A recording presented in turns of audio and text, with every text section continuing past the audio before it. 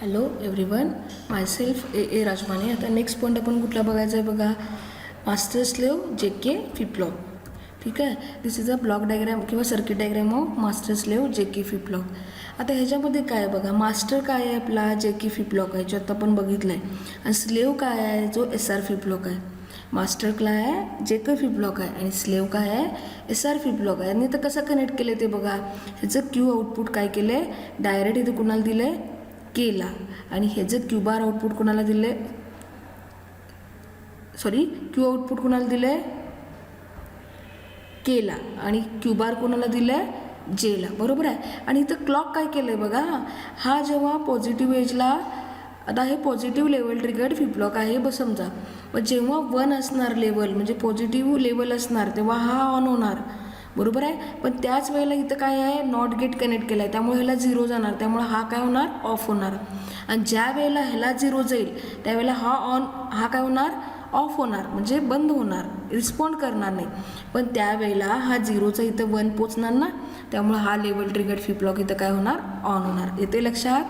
म्हणजेच कसं आहे बघा, पॉझिटिव्ह म्हणजे 1ला जेव्हा क्लॉक 1 असतो तेव्हा मास्टर ॲक्टिव्ह होणार, आणि क्लॉक 0 असतोय निगेटिव्ह लेवल असते तेव्हा स्लेव्ह ॲक्टिव्ह होणार. समजतंय.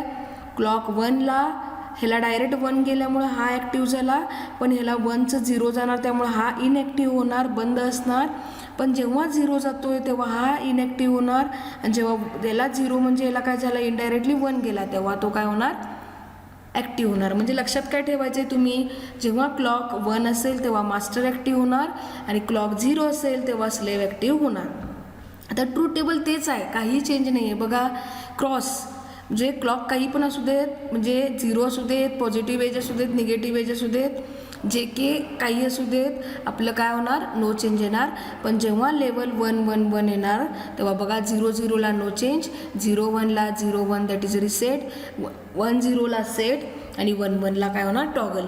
म्हणजे आपण ट्रूथ टेबल तेच राहणार. पण आपण ही मास्टर स्लेव्ह जे की फ्लिप-फ्लॉप का बघालोय, जरी इथं आपण लेवल ट्रिगर्ड फ्लिप-फ्लॉप वापरला असेल, काय वापरलं इथं आपण लेवल ट्रिगर्ड वापरलं आहे, बरोबर आहे, 1-1 वापरलं आहे, तरी पण इथं रेस अराउंड कंडिशन कशी अवॉइड होते, मल्टिपल टॉगलिंग कसं अवॉइड होते, ह्यासाठी आपण हा फ्लिप-फ्लॉप घेतला आहे. येते लक्षात. मास्टर स्लेव्ह फ्लिप-फ्लॉप आपण कशासाठी बघितला, 2 ऑप्शन बघितलेले. काय, how to avoid the race around condition by using the edge triggered flip-flop. Edge ट्रिगर्डमध्ये काय होतंय, एज ट्रिगर्ड म्हणजे काय असतात ते पल्सेस असतात, त्याचं ड्युरेशन कमी असते, पण लेवल ट्रिगर्डला काय होते त्याची पल्स ड्युरेशन जास्त असते, त्यामुळे आपण मल्टिपल टाइम टॉगलिंग होते. मग त्यावर आपण उपाय म्हणून काय काढलेला, एकतर यूज करू शकतो आपण एज ट्रिगरिंग फ्लिप-फ्लॉप किंवा master slave J K flip-flop. आता हा मास्टर स्लेव्ह काय आहे हे आपण बघायचं आहे. बघा, the master slave J K flip-flop it is a combination of क्लॉककडे जे के फ्लिप-फ्लॉप आणि क्लॉककडे एस आर फ्लिप-फ्लॉप. बघा, हा एक जे के फ्लिप-फ्लॉप आहे, हा एक एस आर फ्लिप-फ्लॉप आहे, हा एक जे के फ्लिप-फ्लॉप आहे, हा एक एस आर फ्लिप-फ्लॉप आहे. ठीक आहे. त्यानंतर बघा, लक्षात येतं आहे. त्यानंतर बघा इथं द क्लॉककडे J K flip-flop acts as a master आणि क्लॉककडे S R flip-flop acts as a slave. म्हणजे काय, मास्टर स्लेव्ह म्हणजे काय, मालक नोकरसारखं, म्हणजे जसं मालक सांगतोय तसा तो नोकर काय करायला पाहिजे, ॲक्ट करायला पाहिजे.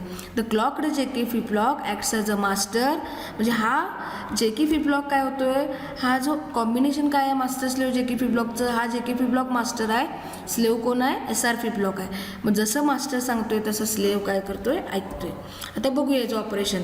आता केस 1 काय आहे, इथं आहे आपलं ट्रूथ टेबल काय आहे, क्लॉक काय पण असू दे J0 K0 नो चेंज. ठीक आहे.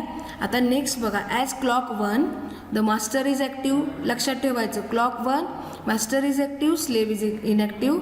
ठीक आहे. ॲज J = 0 K = 0 काय येणार आहे output no change.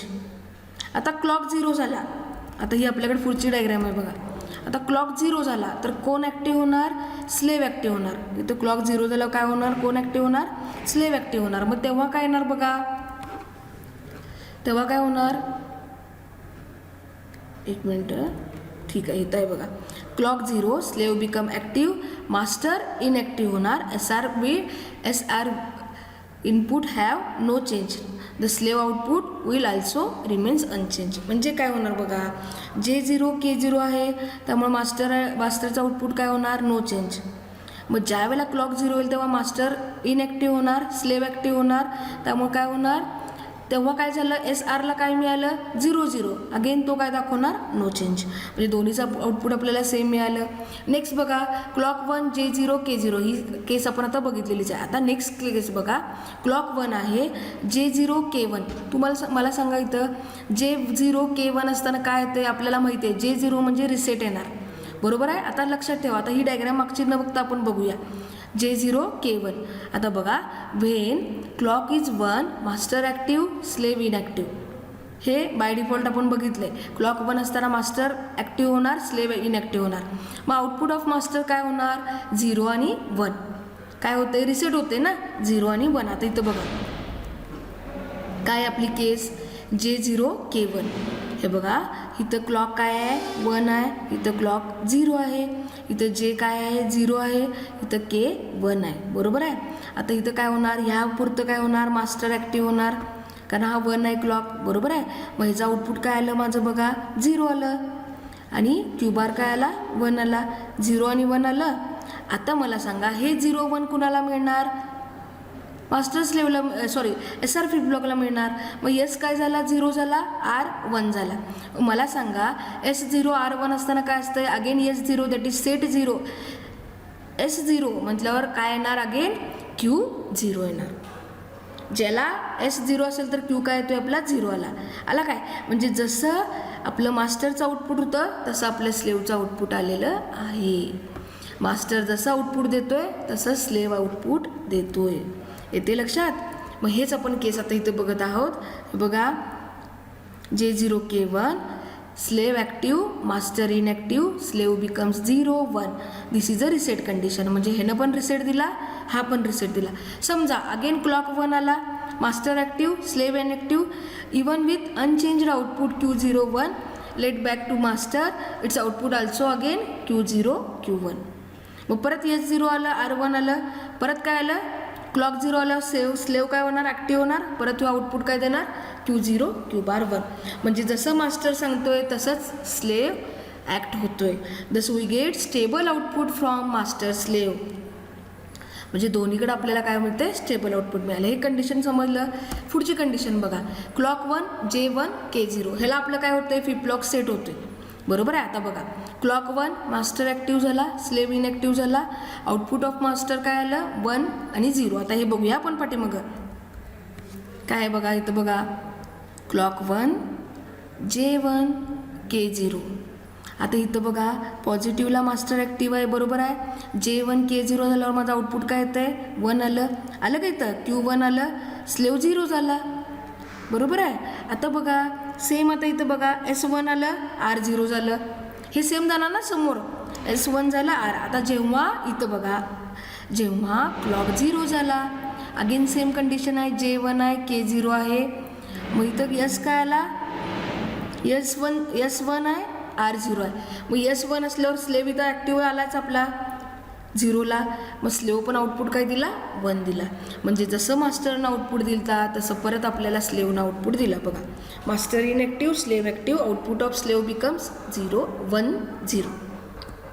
Again if clock 1 then can show that output of master are stabilise for Q is equal to 1, Q bar is equal to 0.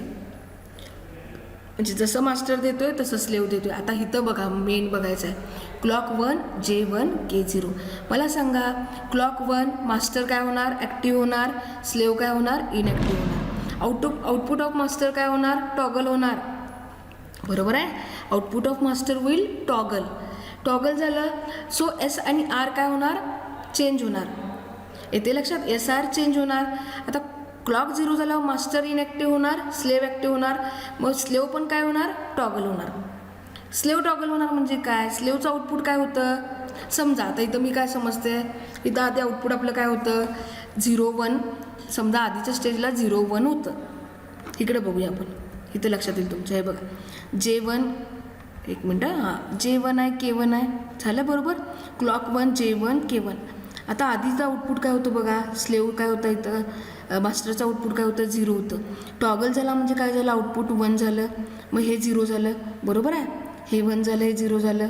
ठीक आहे. आता 1 0 झालं का नाही, मग यस काय आहे इथं 1 आहे, पण आर काय आहे इथं 0 आहे. पण जोपर्यंत क्लॉक 1 असतोय तोपर्यंत हा चेंजेस होणार नाही. येते लक्षात. आता हा टॉगल व्हायला पाहिजे की नाही, यस 1 आहे, आर 0 आहे. जोपर्यंत इथं क्लॉक 1 आहे तोपर्यंत आउटपुट माझं स्टेबलच राहिलं. इथं जे होतं तेच आउटपुट राहिलं का नाही, चेंज झालं नाही. कधी चेंज होणार, जेव्हा ते क्लॉक 0 होणार तेव्हा इथं आउटपुट माझं काय झालं, चेंज झालं. म्हणजे इथं मल्टिपल टाईम्स टॉगलिंग काय झालं, अवॉइड झालं. मल्टिपल टाईम्स टॉगलिंग काय झालं, अवॉइड झालं. बघा इथं सिन्स, हे बघ, this change output return back to the, कुणाला मिळालं, मास्टरला. हे बघा, क्लॉक 0 झाला, मास्टर स्लेव्ह काय झाला, मास्टर इनॲक्टिव्ह झाला, स्लेव्ह ॲक्टिव्ह झाला. So output of slave will be toggle. स्लेव्हचं आउटपुट काय झालं, टॉगल झालं. आलं लक्षात, स्लेव्हचं आउटपुट काय झालं, टॉगल झालं. This change output are return back to the master input. हे काय झालं, मास्टरला रिटर्न झालं. पण जोपर्यंत क्लॉक 0 आहे तोपर्यंत master is steel inactive. So it does not respond to change the output, and this avoid the multiple toggling which leads to be race around condition. Thus MS flip block will avoid the race around condition. म्हणजे जोपर्यंत इथं slave clock 1 आहे तोपर्यंत इथं काय होणार, स्लेव्हचं आउटपुटच change होणार नाही. जेव्हा स्लेव्ह 0 होईल, जेव्हा इथं क्लॉक 0 होईल तेव्हा स्लेव्ह आउटपुट चेंज होणार. म्हणजे बघा इथं लक्षात येते का तुमच्या, इथं जसं आउटपुट आहे तसंच आपल्याला इथं आउटपुट मिळालं. स्लेव्हचं, मास्टरचं जसं आउटपुट आहे तसंच स्लेव्हचं मिळालं आहे. फक्त इथं क्लॉक 1ला इथं रिस्पॉन्ड करणार नाही, क्लॉक 0पासून तो रिस्पॉन्ड करणार. येते लक्षात. ह्यासाठी ह्या डॉटेड लाईन काढलेल्या आहेत. समजतंय. आता इथं बघा, हे आपण लिहिले, ठीक आहे. ही केस हेच आहे, हे डबल पडले, हे सेम आहे. आलं लक्षात. मास्टर स्लेव्ह जे की फ्लिप फ्लॉपचे डायग्राम आणि हे, ठीक आहे. काय समजलं नसेल तर विचारावं.